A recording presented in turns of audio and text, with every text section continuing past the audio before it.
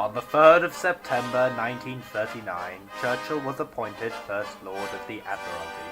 As such, he was a member of Chamberlain's small war cabinet. Chamberlain's failure in Norway and resulting resignation led to a vacant 10 Downing Street. Chamberlain wanted someone who would command the support of all three major parties in the House of Commons to succeed him, and there were two candidates, the experienced Winston Churchill or Lord Halifax. A meeting between Chamberlain, Halifax, Churchill, and others concluded, with Churchill being recommended to George VI, and so Winston Churchill was asked to form a government. Churchill was still deeply unpopular with many conservatives and the ruling bourgeoisie. He certainly could not have won a majority in any of the political parties in the House of Commons. He was simply seen as the right man in the right job at the right time, as an American said.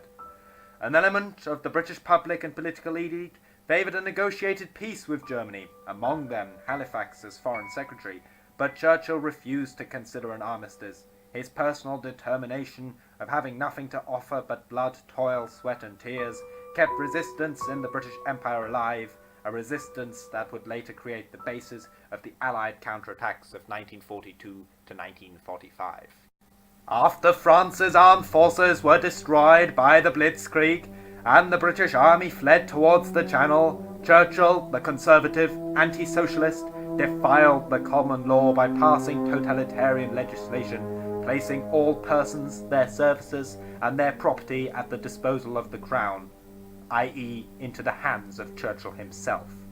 Politics for Churchill was about empires and foreign affairs.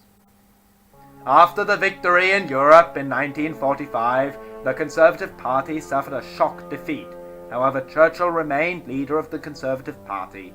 In this time, he publicly warned of an Iron Curtain of Soviet influence in Europe and promoted European unity. And by 1951, he was back in power.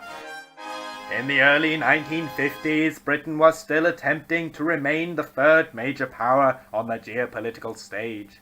This was the time when Britain stood up to the United States as strongly as she was ever to do in the post-war world, in Churchill's words, and he sought to maintain the two nations' special relationship. In domestic affairs, various reforms were introduced, such as the Mines and Quarries Act of 1954 and the Housing Repairs and Rent Act of 1955. Tax allowances were raised, as well as construction of council housing accelerated, and pensions and national assistance benefits were increased. Churchill stuck with the NHS. Controversially, however, he introduced charges for prescriptive medication, arguably undermining the core focus of the British National Health Service. The main domestic policy of Churchill's second term, however, was housing. Housing was an issue the Conservatives were widely recognised to have made their own. During the Churchill government, with Harold Macmillan as Minister for Housing, housing construction was given a far higher political priority than it had been given under the Labour administration.